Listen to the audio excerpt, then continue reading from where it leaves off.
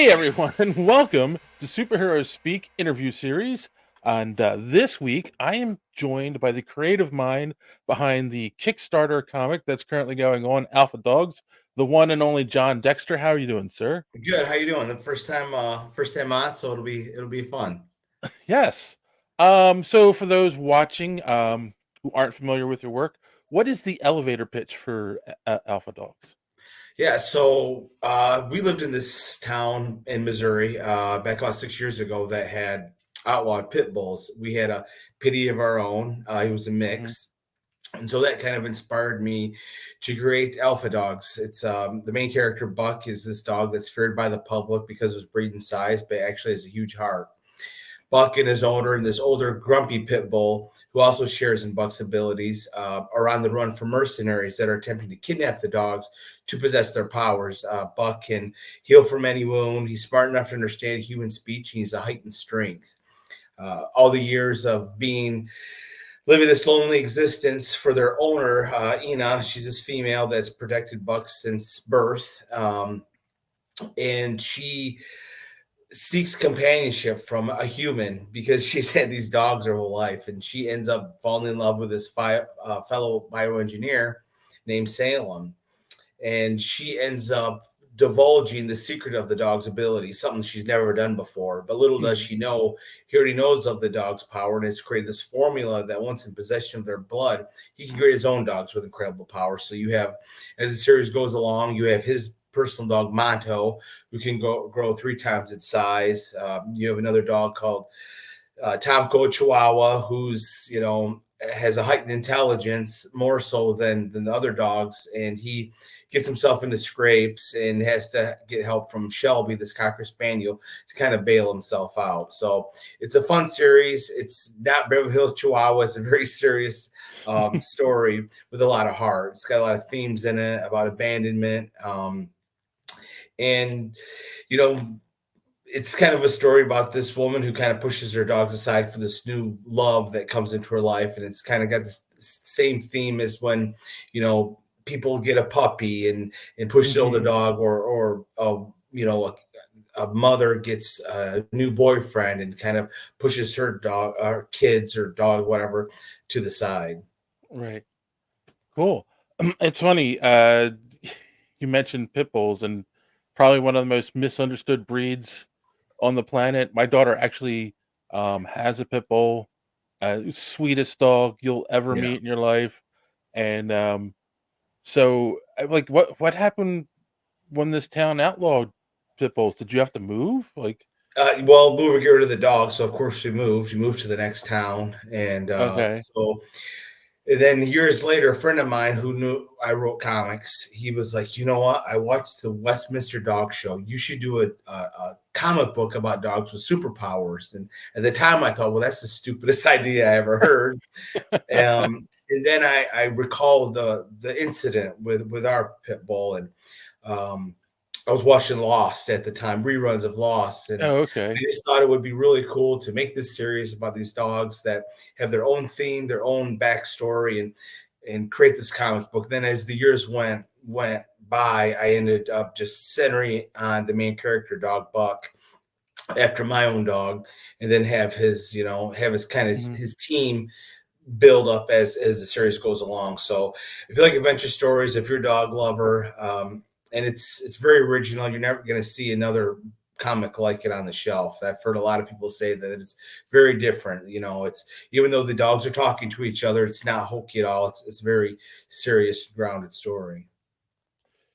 Yeah, I was actually about to ask, that's gotta be an interesting writing challenge in itself too, right? Because you have a team that can are dogs or animals that can communicate with each other, and there are ways dogs can communicate, but they really can't communicate well with the humans, right? So, how do Yeah, you, yes. how do you express that in the story? So with the dogs, they talk to the humans, but obviously the humans don't know what they're saying. The dogs kind Mhm. of got their own language, kind of like a Neanderthal, speak. Right. How I kind of describe it to myself. Um, so they nod or shake their head to their owners. They can understand what their owners are saying. The owners just can't understand them, but they can pick up on things. Mannerisms like a dog, and there is more self expression on the dog's faces than probably a dog can really do, barely, but it's still very well, you know, within the parameters of what a dog can do. So I'm trying to find, so here's this is the dog is sad here. So, he's not Mhm. making Yes. kind of and his eyes bro goes down and stuff like that. So Right. the artists are terrific. Fernando Malik is the artist, um, Okay. and he does a great job. Stone Tower Studios are the ones that are out of Argentina that I hired to do it, and they're just pros. As you can see, here's a cover of issue 2 Yes. with Puppy Buck. We do a flashback, and so there's incidents where the owner is getting close to getting caught by these mercenaries, and she's got to protect them. It's a really fun story. And then everybody loves the dogs, and they've got their own Right. personalities and can be quirky.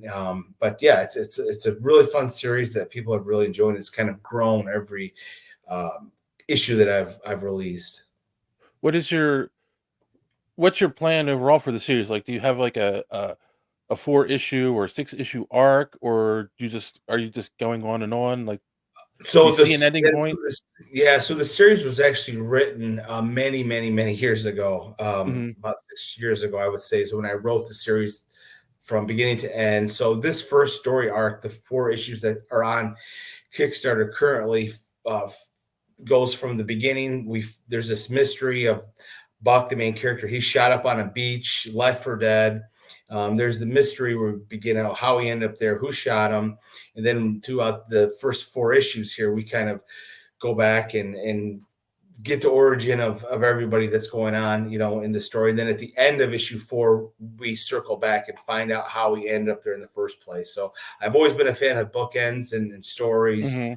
Yeah. So I did that with this one. So then in the next issues 4, 5, 6, 7, and 8, it'll be him and these other dogs that he's kind of found and has their own distinct abilities that try to stop the antagonist dog from killing somebody very important in the United States. So that'll be the next story arc. But this one is a great place for people to come in on the story because you don't have to Yeah. wait months for the next issue. It's all there. And plus, if Right. they back the 4 issues, there's a bonus story in there as well. So something new for Oh, somebody that's cool. starting. Yeah. I mean, the Kickstarter is at this point doing very well, and just so everyone knows, the link is in the description down below, so make sure you go check it out. Um, but yeah, so that's encouraging that you already have the next story planned out as well. Um, and so is comic book writing something you've always wanted to do? Oh yeah, yeah. Ever since I was a kid, my bedroom was a movie studio, and I had TV shows that I would put on with my toys and stuff. So Mhm. it's always been my passion telling stories. And then I think in 2006 it was I wrote my first. I'd been doing screenwriting for a number of years, trying to break into that business, but I also had a passion for comic book writing. So I had this idea in 2006.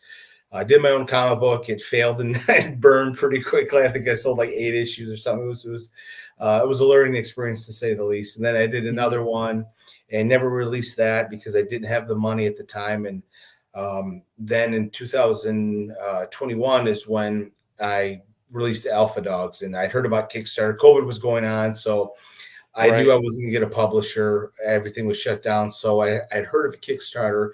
So I kind of investigated that, and it was this is the eighth campaign now since 2021. So it's been rolling along. It's been a lot of fun. Oh, cool. Cool, Expensive. yeah. Yeah.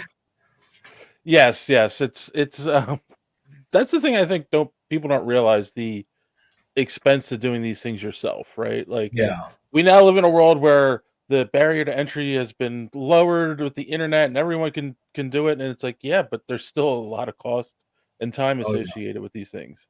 Yeah, Absolutely. how do you balance your, I'm sure you have a day job, you have you have your dogs, you have, you married? Or you have a Yes. social life, I'm sure. Yeah. Like, how do you balance all of that and then work on Um, comics? it's kind of tough, but I have a job that I work. I'm an inspector, so I go out and construction. So I go out and Mhm. sometimes I'm, sit in my car or truck for hours on end just watching these guys work. So I'll flip up my laptop and work on my comic book. So, Okay. and of course, that's only just a small part of it. Promoting it, I mean, Yes. it's a grind. Anybody who's ever done a Kickstarter will tell you, especially when it's just you. You know, it's just me doing it. Um, so it's kind of a grind to have to promote all the time, and then coming up with the money and hoping you get enough money for the last Kickstarter to fund the next one. Right. It's a vicious cycle. But you know, if you're not doing it for the money, you're doing it for the passion.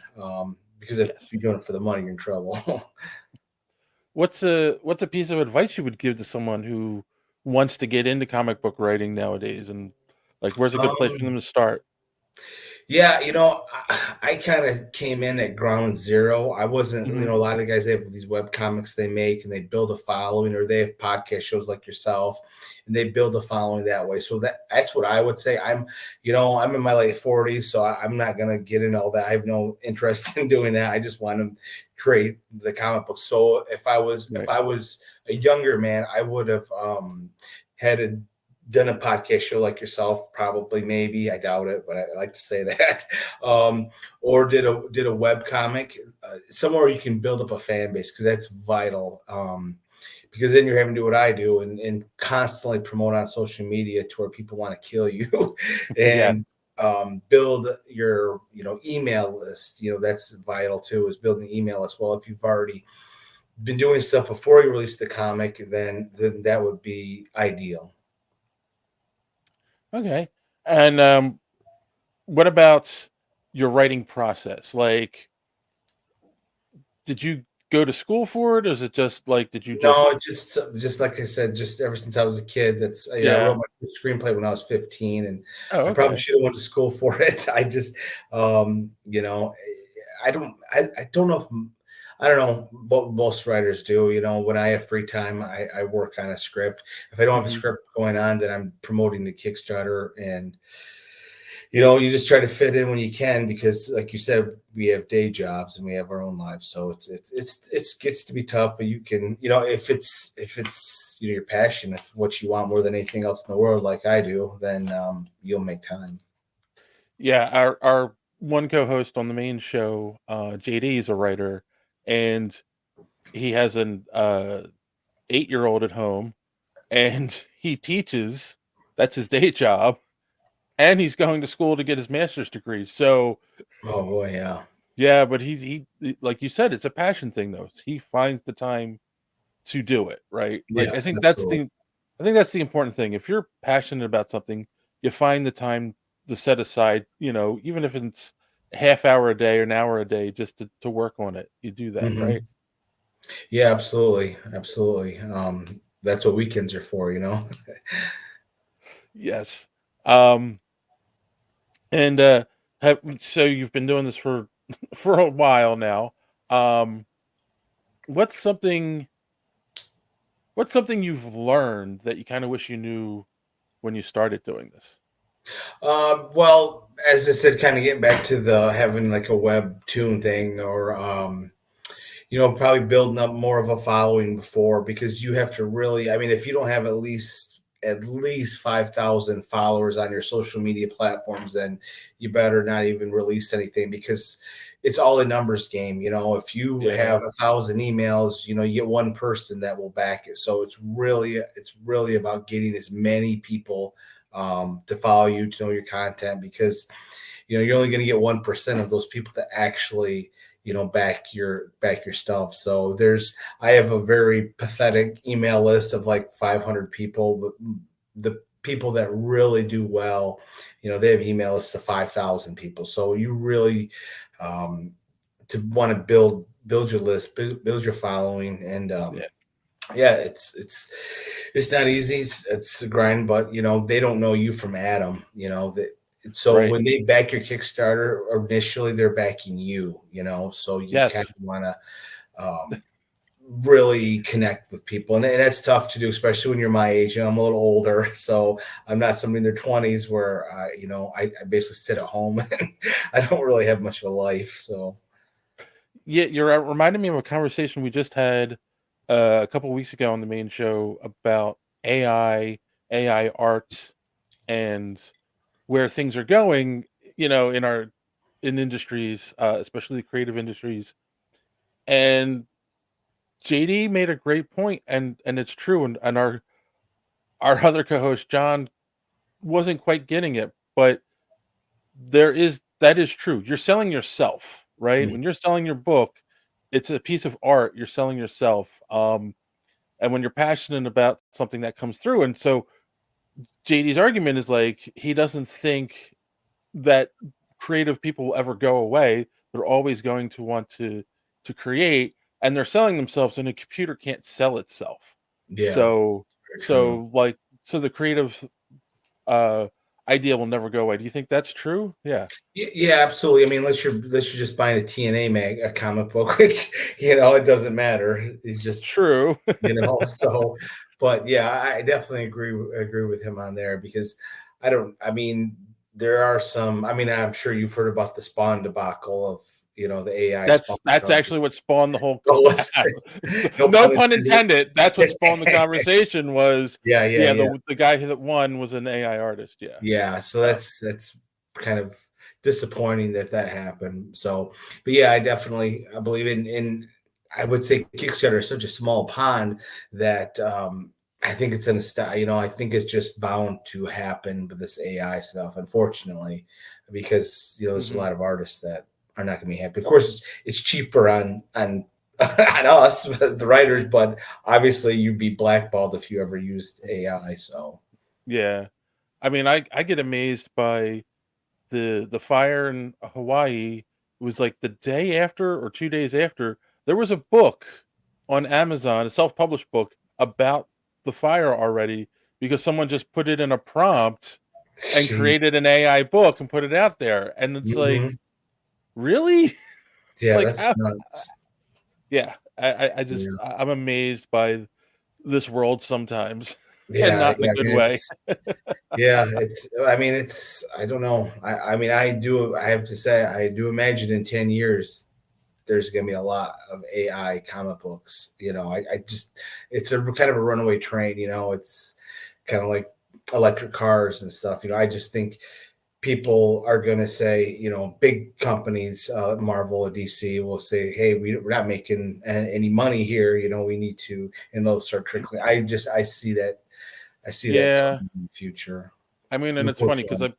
I've been doing this for 11 years now, and I've actually, when I started out, I was also volunteered, like, before the podcast, I used to volunteer at conventions all the time, so I've actually made friends with a lot of artists in the industry, and, um, yeah, they're not happy about what's going on, Yeah.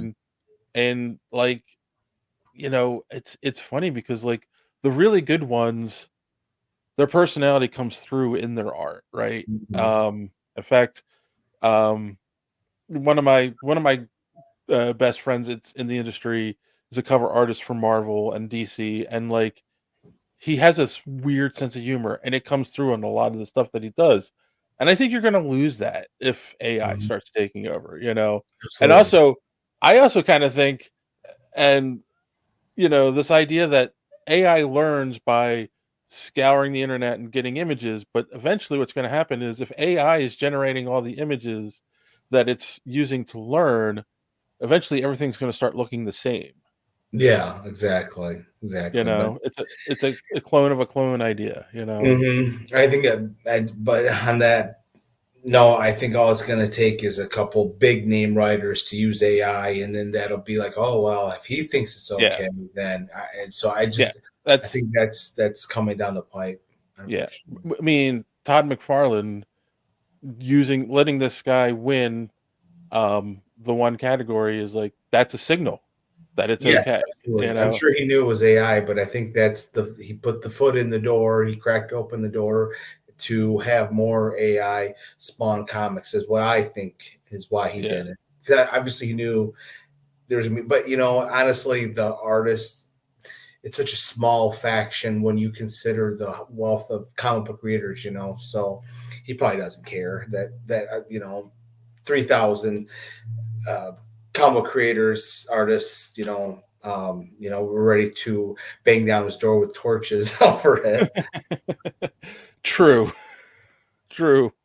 Uh, yeah. I mean, he's also, I hate to say it, but he's also made his money, right? Like, Yeah. Yeah, you he know, knows. he's not hurting, he's not struggling like the guys like Yeah. yourself or anyone else that's starting Yeah. out. Like Spawn's gonna you're, sell no matter what. Yeah, it doesn't yeah, matter. I guarantee you that I can't guarantee you, but I highly doubt that the numbers for the next Spawn issue went down at all because of this right. controversy. If Yeah. anything, it probably went up because everybody was talking about him again. Yeah.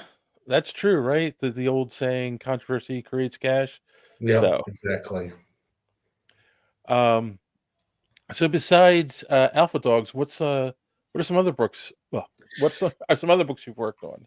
Yeah, so actually, you can buy on my Alpha Dogs campaign. You can buy my other series called Dime Store Detective. If you're a fan of noir, supernatural stories, and you love Dime Store Detective, it's got 3 issues out um, currently, and it's kind of really growing and growing in popularity. It's still very small audience because it's like I said, it's just me. I started doing this in 2021 with one comic, and 2002 with one other comic, and then I really Mhm. started in 2003 and half of 2022, kind of going full bore. So Right. um, yeah, Dempster Detectives is kind of like Stephen King's It meets True Detective. If you put those together, you get an idea. It's a Okay. mystery, supernatural story that like I said, people have been really enjoying. And next, what I'm doing, and that's coming down. Issue 4 will be coming out early in the fall. But my next Kickstarter is going to be for a comic that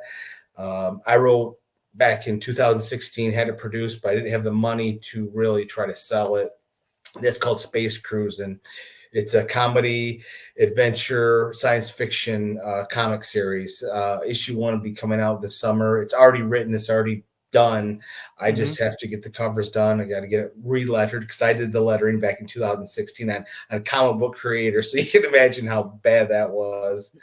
Yeah. But yeah, it's great. It's a terrific story that I'm really looking forward to putting out there for people because I've just kind of announced it recently that I'll be printing those up and putting those on a Kickstarter. So if you like comedy, if you like sign, it's very much um, a buddy comedy, but told through these adventure guys that basically the Earth has become unlivable.